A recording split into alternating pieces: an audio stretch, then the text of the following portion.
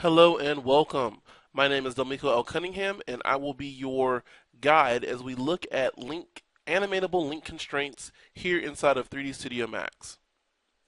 So, if you're familiar at all with the way that constraints work, you'll know that I can actually set up a hierarchical chain inside of Max for things to actually animate off of.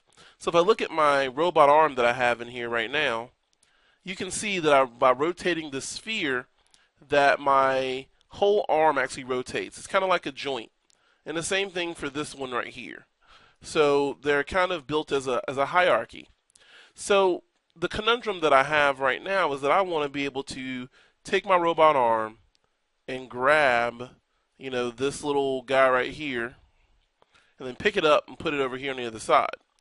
Now, normally, if I were to do that, so let's say I start in the starting position just like this, and I'm going to go to my motion panel on my command panel, and I'm going to set a position rotation key.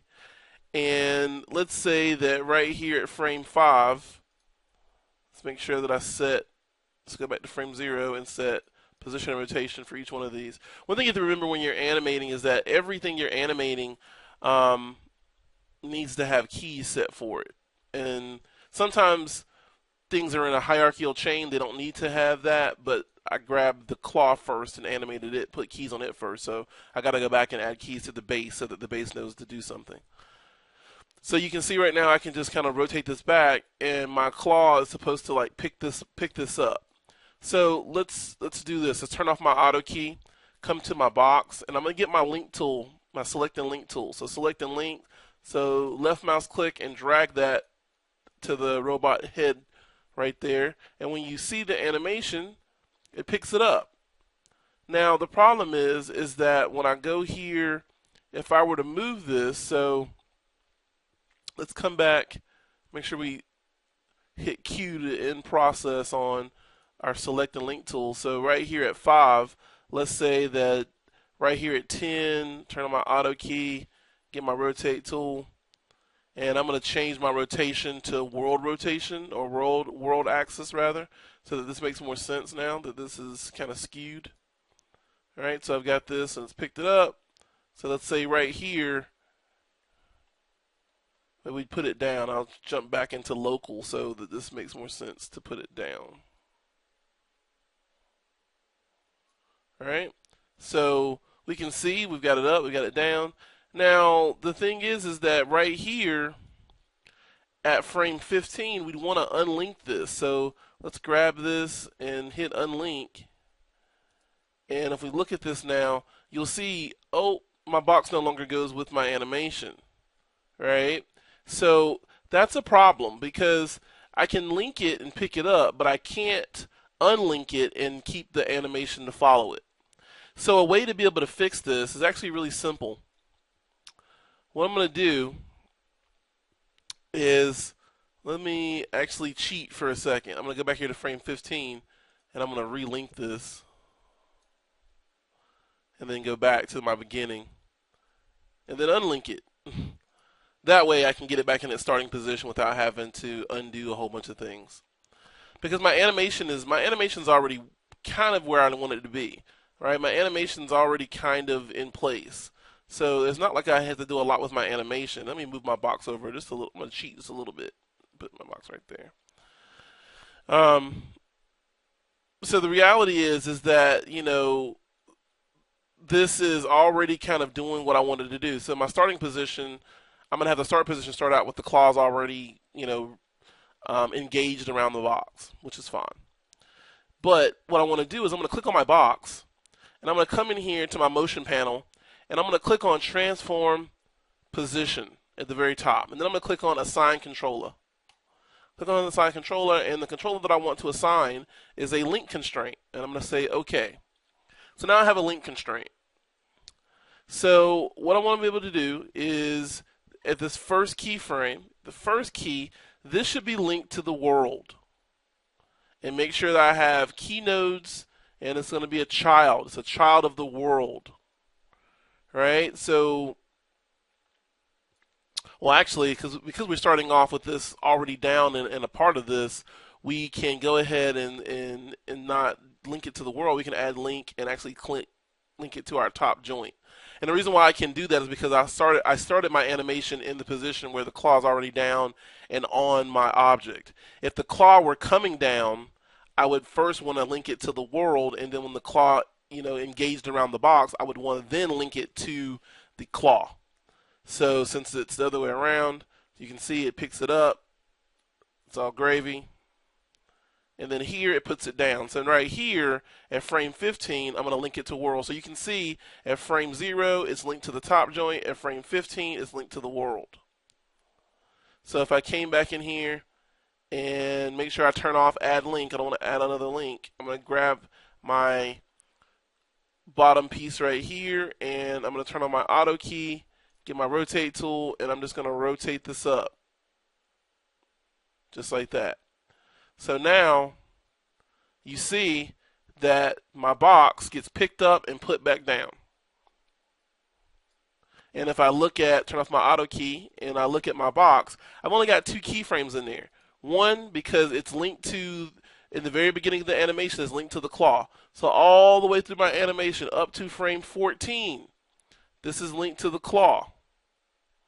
Right? Well, actually up to frame 15 rather. So up to frame 15, this is linked to the claw. At frame 15, I disengage the link that's linked to the claw, and I link it back to the world so that the world takes over the object. Now, I'm linking it back to the world because there's nothing else that I'm linking to. And what I mean by that is, if this were a character and I had a knife or a gun on a character, my original object would have started out linked to the character's body in some way. And then at some point in the animation, I could have taken his hand, moved it to his gun or his knife, and then linked the gun to the hand. And then have him, shoot, like boom, boom, boom, whatever.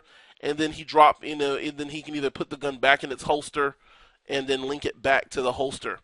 So really, your link constraint for your objects is a very powerful tool inside of Max that lets you be able to link objects to other objects and basically setting up simple keyframing to have those things create a bunch of motion when you really haven't done a lot to it. Because the same thing right here, if I look at this realistically, what I want to be able to do is at frame 14, I'd want to set a position and rotation for both of my claws, and then at frame 15, when I put it down, I'll turn on auto key and open this claw and then open this claw here. So now it looks like it's actually disengaging it. So now I've got, this is picked up, goes over here, goes down.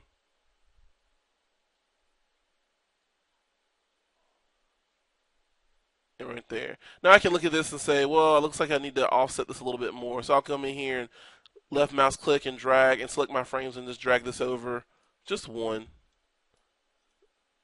Just so now that it's like puts it down and then disengages. All right, so boop. So realistically, that's how you're able to manipulate one object, pick up an object, put it down, and make it seem as though you have this vast interconnected network of things when realistically it's something that's actually very simple. Other than that, as always, leave your comments in the description or leave your comments on the YouTube page here at Phoenix and Sep. And if you have any things that you are looking at trying to do inside of Max, Maya, 3D Code, Mudbox, all the digital content creation programs, you can always send me a line right here on the Phoenix Inception website. I will be doing a review in the next week or two. I have a brand new video card coming in. Really excited about it. It's a little bit older when you look at the current generation of Fire GL cards, but I'm really hoping that this card is gonna really boost productivity for me. Currently, right now, I run a GeForce card, and I've run NVIDIA Quadros in the past, and I was really excited to get a look at the AMD based video cards. So in the next week, I'll be posting a video with this little sucker right here actually in place. Really advanced card. Really liking some of the specs on it. It's a 2 GB card. You have to remember, and I've talked about this previous times on my channel, is that you have to remember that these video cards like this are not meant to play video games. They're not meant for gaming. They're meant for professional workstations. And this machine here, since I'm over this break of the winter break for 2014, will be the build of the brand new killer machine for the living room. I decided that it's time to make the workstation nothing but work horsepower. So I'll be doing a review of this. If you want to check out this card, please do. There's not a lot of videos on it, but this is the V7900 from AMD. It's the AMD FirePro V7900.